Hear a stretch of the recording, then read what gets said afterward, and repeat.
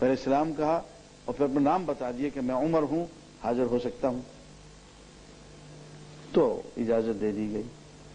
اب جو حاضر ہوئے ہیں تو کچھ بات کرنے کی بجائے صرف اونچی آواز سے ایک ہی جملہ کہے جا رہے ہیں، رضیت باللہ ربا وبالاسلام دینا وبمحمد رسولا ونبیا۔ میں راضی ہوں اللہ کے رب ہونے پہ، میں راضی ہوں اس بات پہ کہ اللہ نے ہمیں دین اسلام دے دیا، میں اس بات پہ راضی ہوں کہ محمد صلی اللہ علیہ وسلم ہمارے نبی اور رسول ہیں۔ ٹوٹل سبمیشن، اس کو کلمہ رضا کہتے ہیں۔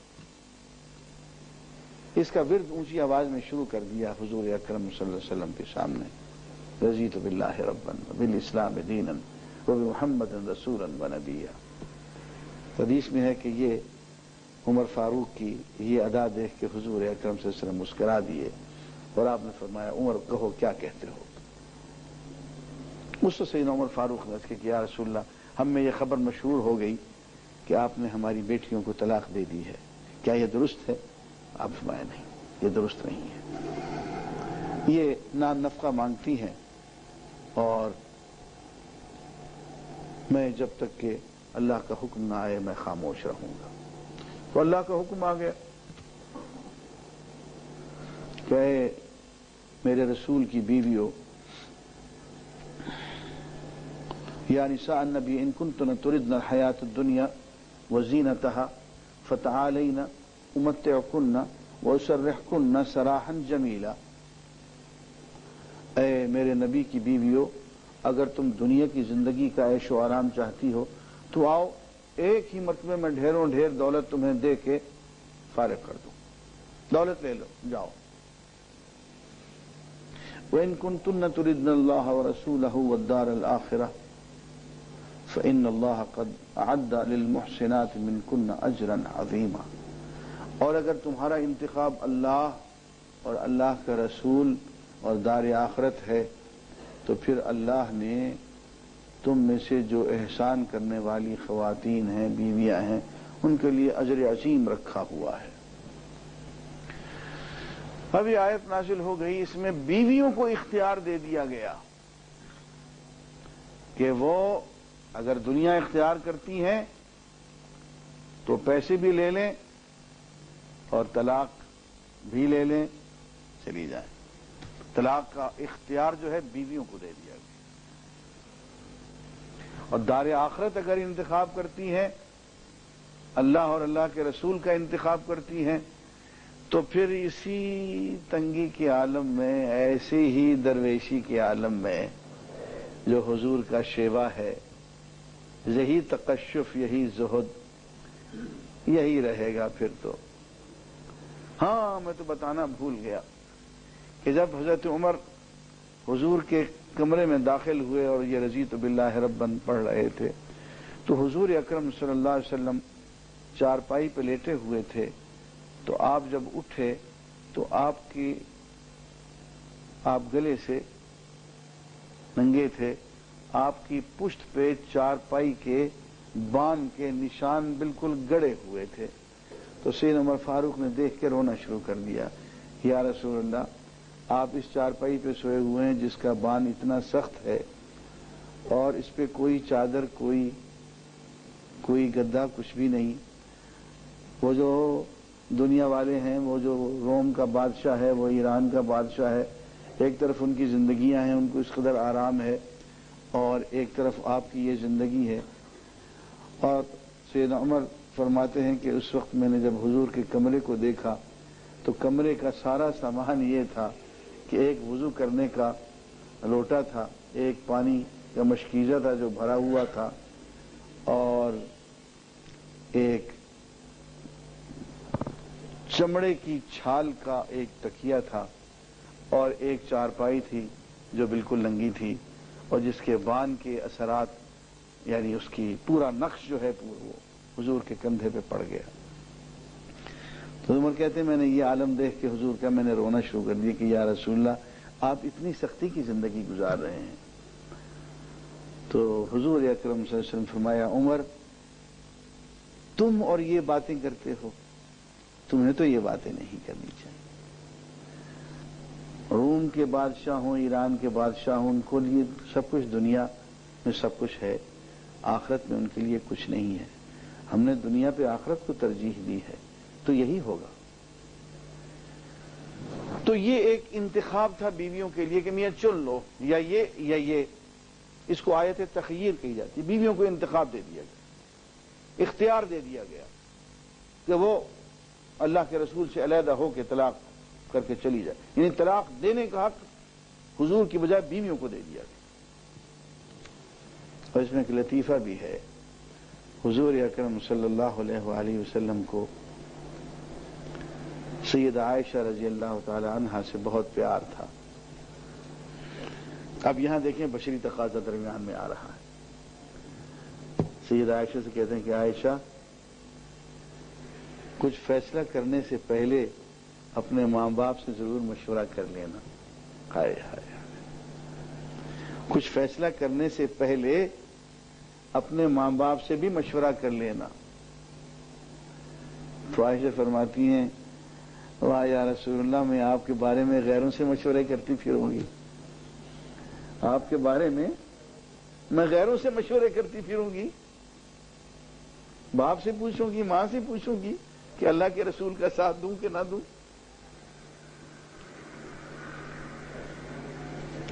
حدیث میں آتا ہے کہ تمام بیویوں نے زندگی بھر کی غربت، تقشف، بھوک، پیاس، گرمی، سردی قبول کر لی اور اللہ کے رسول کو نہیں چھوڑا۔ اور تنگی بھی ایسی تنگی کہ حدیث میں آتا ہے کہ آخری گھڑی جب حضور اکرم صلی اللہ علیہ وآلہ وسلم وہ جو روشنی کا مینار تھے، وہ جو سراسر روشنی ہی روشنی تھے، جب وہ وصال پا رہے تھے، تو اس رات گھر میں دیا جلانے کو تیل نہیں تھا، اور اس تاریکی میں ہی حضور اکرم صلی اللہ علیہ وآلہ وسلم کا انتقال ہو گیا۔ یہ اتنی، اور حضور اکرم صلی اللہ علیہ وسلم کی ذاتی زرہ ایک یہودی کے ہاں قرض کی شکل میں رہن میں رکھی ہوئی تھی۔ تو عزیزان گرامی، ایک طرف یہ زندگی کا نقشہ ذہن میں رہنا چاہیے کہ اس کے ہوتے ہوئے خیرکم خیرکم لأہلہ وانا خیرکم لأہلی، کہ اونچی آواز اپنی بیوی کی سن لی، جواب نہیں دیا۔ یہ صرف حضور کا مقام ہے۔ سخت بات سن لی،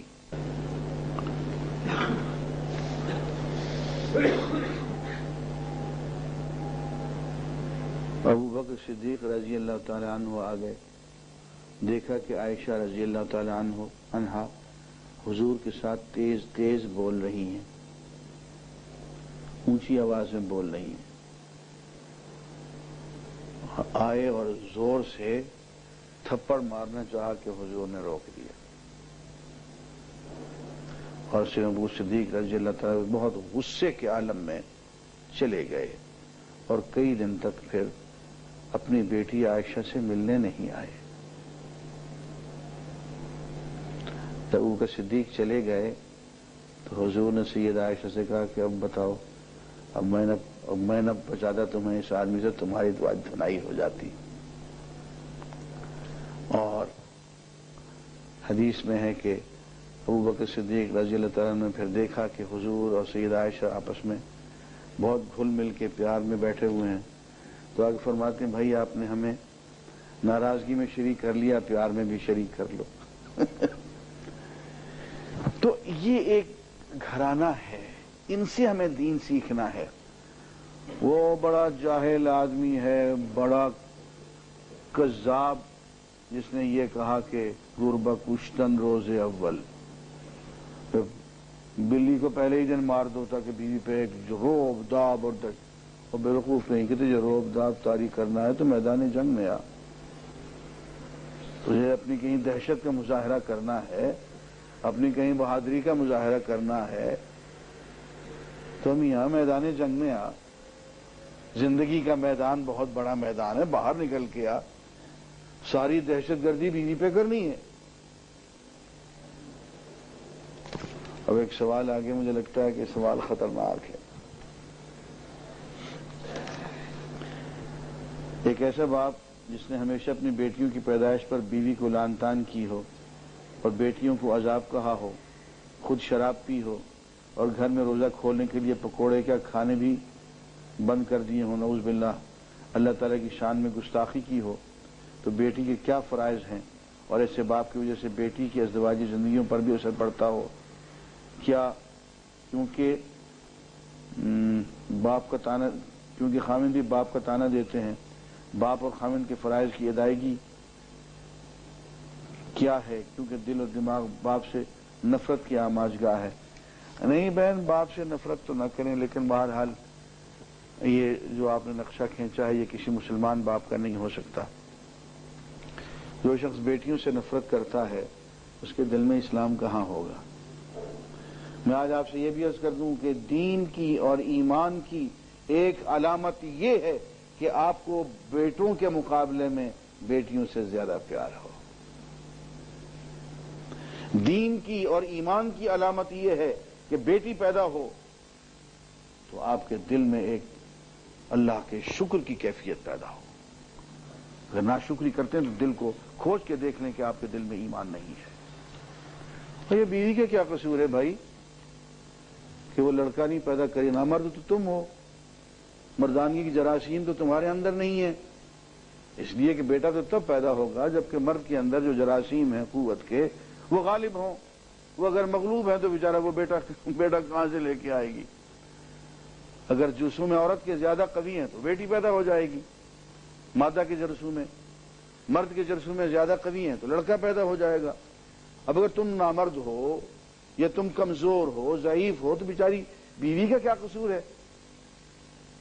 اور ایسے خامند تو انتہائی بےہودہ لوگ ہیں، ملعون ہیں، جو بیویوں سے جھگڑا کرتے ہیں۔ میں نے دیکھا ہے بعض خبیثوں کو، بیویوں کو تانے دیتے ہیں، جھگڑا کرتے ہیں کہ تو لڑکا نہیں پیدا کرتی۔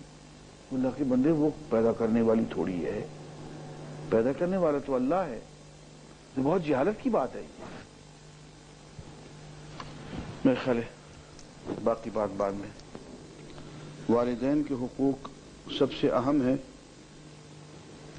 ہم نے قرآن مجید میں بار بار دیکھا کہ جہاں توحید اور شرک کا ذکر اللہ تعالیٰ فرماتے ہیں اس کے فوراً بعد والدین کے حقوق کا ذکر کر دیتے ہیں۔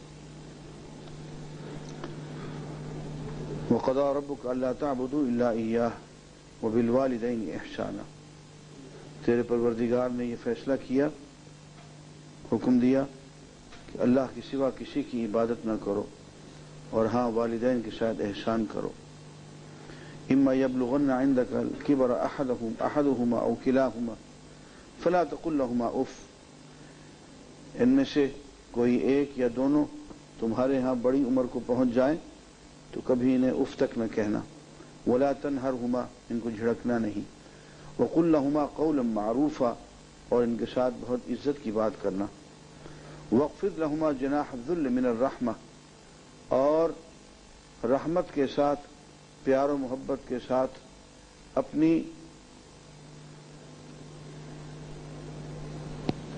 اپنے آپ کو ان کے سامنے بچھا دینا۔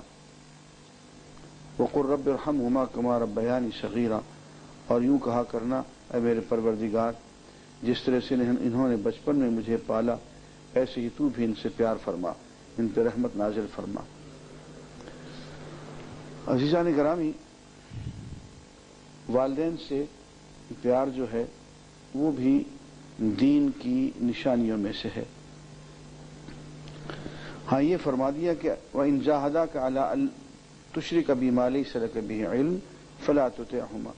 اگر دونوں والدین یہ کوشش کریں کہ تم سے شرک کروائیں، کہ تم اللہ کے ساتھ شرک کرو اور ایسے کام کرو جن کا انہیں علم نہیں ہے، ایسے حکم، فَلَا تُطِعْهُمَا، تو ان کی اطاعت نہ کرو۔ وَصَاحِبْهُمَا فِي الدُّنْيَا مَعْرُوفًا، اور ان کے شرک اور ان کے کفر کے باوجود دنیاوی معاملات میں ان کے ساتھ نیکی اور پیار سے پیش آؤ۔